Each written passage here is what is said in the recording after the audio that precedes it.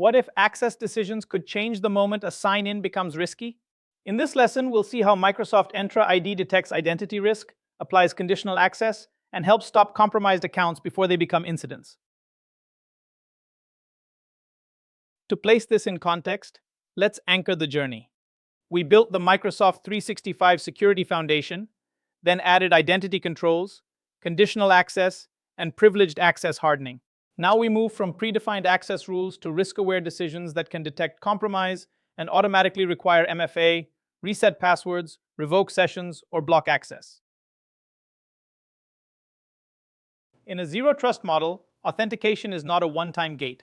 Each sign-in is evaluated using identity, device, location, application, session, and behavioral signals. Microsoft Entra ID Protection turns those signals into user risk and sign-in risk, which then help drive the access decision. Low risk can be allowed normally. Medium risk might require MFA or a password change. High risk can be blocked automatically. The value is speed. Instead of waiting for analysts to spot suspicious activity, policy can respond in real time and limit damage from compromised identities. Identity risk in Entra ID starts with signals from sign-ins and user activity. Sign-in risk asks, is this specific authentication event suspicious? An unfamiliar location, impossible travel, or anonymous IP address may raise concern. User risk asks the broader question, is this account likely compromised? Some detections happen in real time during access. Others are calculated offline after Microsoft analyzes more data. The result is a low, medium, or high risk level that can trigger conditional access controls or guide an administrator's investigation.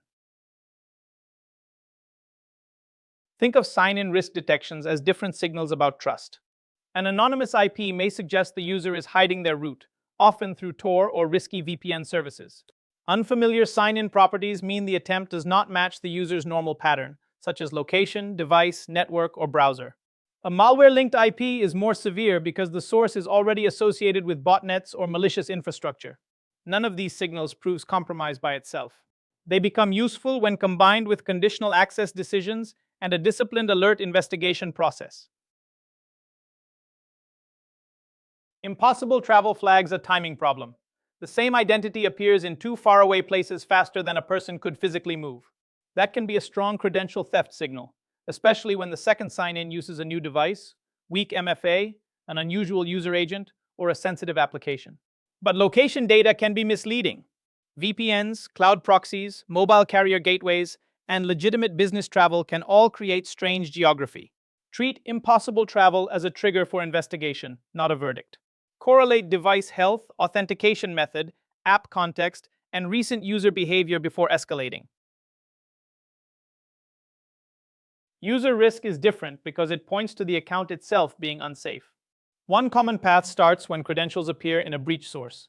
If an attacker uses them successfully, the next move may be mailbox persistence, forwarding messages, deleting evidence, or hiding emails with inbox rules. That means the impact can continue even after one suspicious login is blocked. Treat these detections as likely compromise. Reset the password, revoke active sessions, and review the mailbox for rules, forwarding, and exposed data. A risk level is not a verdict. It is Microsoft's confidence score that something about a user or sign-in looks suspicious. Low risk usually means the signals are weak, so monitoring or a lightweight MFA challenge may be enough. Medium risk deserves stronger step-up authentication, especially when the app contains sensitive data. High risk should trigger decisive action, such as blocking access, forcing a password change, or sending the case to an administrator. The right threshold depends on context. The application, the user's role, device health, and the maturity of your operations. Risk-based conditional access works like a decision engine. Entra ID evaluates risk signals, such as user risk and sign-in risk, alongside context like the app, group membership, device platform, client app, and location. The policy then applies the right control for that moment. A medium-risk sign-in might require MFA. A high-risk user could be forced to change their password. An unmanaged device may need compliance, and truly dangerous conditions can be blocked. The key is careful scoping. Use groups, exclusions, emergency accounts, named locations, and report-only mode before enforcing broadly. Risk-based MFA is a practical example of adding friction only when it matters. Start by scoping the policy to the right users and cloud apps, with break glass and service accounts excluded. Set the condition to medium and high sign-in risk, then require MFA as the grant control. For admins and sensitive roles, prefer stronger, phishing-resistant methods instead of basic prompts. Begin in report-only mode, review the expected impact, and deploy gradually. After rollout, monitor MFA fatigue, number matching, and any risky sign-ins that still succeed. When user risk suggests an account may be compromised, the priority is to break the attacker's access path quickly. First, require strong verification, usually MFA, so the real user proves control before remediation. Then force a password change so the old credential is no longer useful.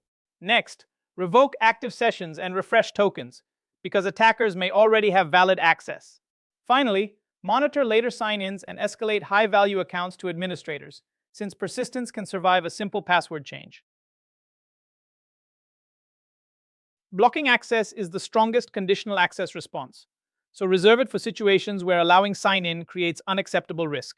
A high-risk sign-in may need to be stopped until security can investigate. A high-risk user becomes even more urgent when the account is privileged, executive, or could affect critical services. Keep emergency access accounts excluded from these block policies, but monitor them closely with strong compensating controls. Before enforcement, use report-only mode, confirm the affected groups, validate help desk procedures, and review logs. The goal is containment without accidentally locking out the business. When a user or sign-in is flagged as risky, handle it as an investigation, not a verdict.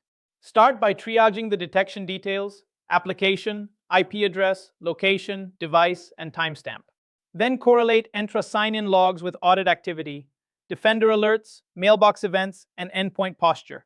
Look for combinations that tell a story, such as impossible travel followed by mailbox forwarding or access from an unfamiliar device.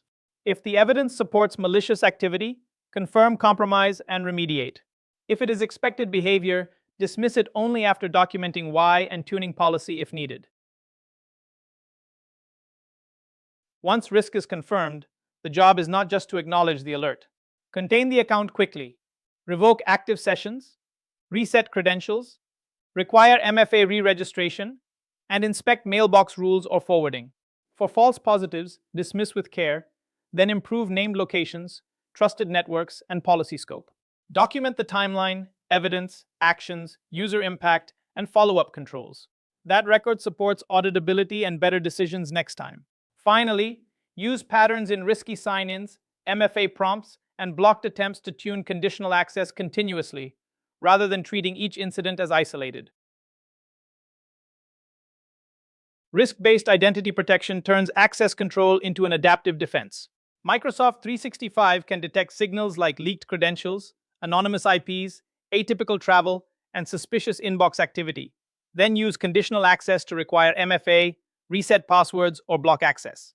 Effective response still requires investigation, session revocation, documentation, and false positive review. Next, we apply this identity foundation to guests, external collaboration, and app consent.